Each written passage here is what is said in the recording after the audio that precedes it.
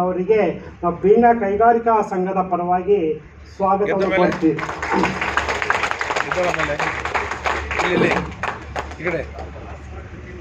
ಈ ಸಲ ಏನಂದ್ರೆ ನಮ್ಮೊಂದು ಕಮಿಟಿಯಲ್ಲಿ ಒಂದು ಡಿಸೈಡ್ ಆಯಿತು, ಸಪೋರ್ಟ್ ಅಭಿಮಾನಿಗಳು ಜಾಸ್ತಿ ಇದ್ದಾರೆ, ಅವರು ಒಂದು ಡಿಸೈಡ್ ಮಾಡಿ ನಿಮ್ಮನ್ನೇ ಕರಿಬೇಕು, ನಿಮ್ಮ ಡೇಟ್ ನೋಡಿಕೊಂಡು ನಾವು ಇವತ್ತು ಕನ್ನಡ ರಾಜ್ಯೋತ್ಸವನ ಫಿಕ್ಸ್ ಮಾಡಿದ್ವಿ ಸರ್. ಅಂದರೆ ಅವ್ರು ಹೇಳ್ತಾರೆ ನಲ್ಲಿಯಲ್ಲಿ ನೀರು ಹೆಂಗೆ ಹೋಗ್ತಾ ಹಂಗೆ ನೀರು ಬರ್ತಾ ಇರಬೇಕು ಅಂತ, ಬಟ್ ಅದಕ್ಕೆ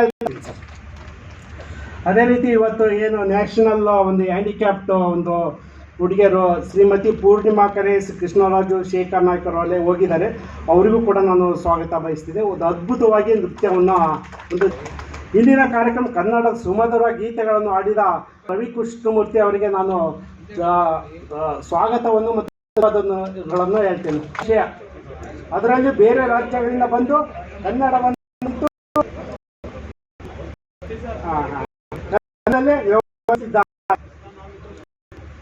ಸರ್ಕಾರ ಇತ್ತೀಚೆಗೆ ನಾಮಫಲಕಗಳಲ್ಲಿ 60% ಕನ್ನಡ ಭಾಷೆಯನ್ನು ಬಳಸಬೇಕೆಂದು ಆದೇಶ ಹೊರಡಿಸಿದ ಕೈಗಾರಿಕಾ ಪ್ರದೇಶದಲ್ಲಿ ನಾವು ಇದನ್ನು ಅಳವಡಿಸಿಕೊಂಡಿದ್ದೇವೆ ಅನ್ನೋದಕ್ಕೆ ನಾವು ಸಂತೋಷವಾಗುತ್ತದೆ. ನಮ್ಮ ಪೀಣ್ಯ ಕೈಗಾರಿಕಾ ಸಂಘದಲ್ಲಿ ನಾವು ಎಲ್ಲ ಪತ್ರ ವ್ಯವಹಾರಗಳನ್ನು ಕನ್ನಡದಲ್ಲೇ ನಡೆಸುತ್ತಿದ್ದೇವೆ. ಕನ್ನಡ ಎಂಬುದು ಕೇವಲ ಶಬ್ದವಲ್ಲ, ಅದು ಒಂದು ಜ್ಞಾನ ಭಂಡಾರ. ಕರ್ನಾಟಕ ಬರೀ ನಾಡಲ್ಲ, ವಿವಿಧದಲ್ಲಿ ಏಕ ಬೀಡು, ಶ್ರೀಮಂತ ಸಾಹಿತ್ಯ. ಕನ್ನಡ ನನ್ನ ಮನ, ಕನ್ನಡಿಗೆ ಹೆಮ್ಮೆ. ಕನ್ನಡವನ್ನು ಉಳಿಸಿ, ಕನ್ನಡವನ್ನು ಬೆಳೆಸಿ. ನಮ್ಮ ಜ್ಞಾನಪೀಠ ಪ್ರಶಸ್ತಿಗಳು ಬಂದಿರುವುದು ನಮಗೆ ಹೆಮ್ಮೆ. ಅದನ್ನು ತಂದುಕೊಟ್ಟ ಮಹಾನುಭಾವರುಗಳಾದ doctor Kuvempu, doctor the Ra Bendre, Shri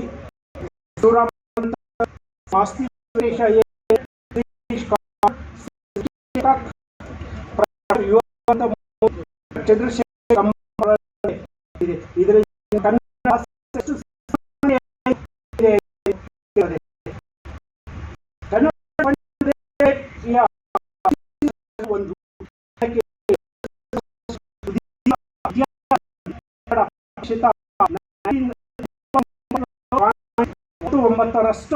ವೈಜ್ಞಾನಿಕ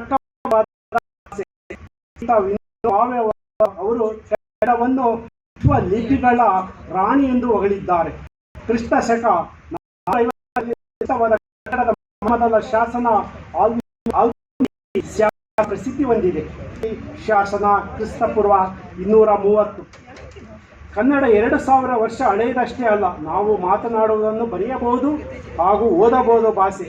ಈ ವಿಶಿಷ್ಟತೆ ಹಲವಾರು ಭಾಷೆಗಳಲ್ಲಿ ಇಲ್ಲ. ಕುವೆಂಪು ಪಡೆದಿರುವ ಸಾಹಿತ್ಯ ಪ್ರಶಸ್ತಿಗಳನ್ನು ಬೇರಾವು ಭಾರತೀಯ ಸಾಹಿತಿಯೂ ಪಡೆದಿಲ್ಲ. ಕನ್ನಡಿಗರಿಗಾಗಿ ಹುಟ್ಟಿದ್ದಕ್ಕೆ ಹೆಮ್ಮೆ ಪಡೋಣ. ಈ ಸಂದರ್ಭದಲ್ಲಿ ನಮ್ಮ ಕೈಗಾರಿಕೆಗಳು ಹಾಗೂ ರಾಜ್ಯದ ಅಭಿವೃದ್ಧಿಗೆ ನಾವೆಲ್ಲರೂ ಹೊಸ ಬದ್ಧತೆಯನ್ನು ತೋರಿಸೋಣ. ಕರ್ನಾಟಕವನ್ನು ಕೇವಲ ಕೈಗಾರಿಕಾ ಶಕ್ತಿ ಕೇಂದ್ರವನ್ನಾಗಿ ಅಲ್ಲ, ಸ್ಥಿರ ಮತ್ತು ಸಮಾನತೆಯ ಬೆಳವಣಿಗೆ ಮಾದರಿಯಾಗಿಸಲು ಒಟ್ಟಾಗಿ ಕೆಲಸ ಮಾಡೋಣ. ಮತ್ತೊಮ್ಮೆ ನಿಮ್ಮೆಲ್ಲರಿಗೂ ಕರ್ನಾಟಕ ರಾಜ್ಯೋತ್ಸವದ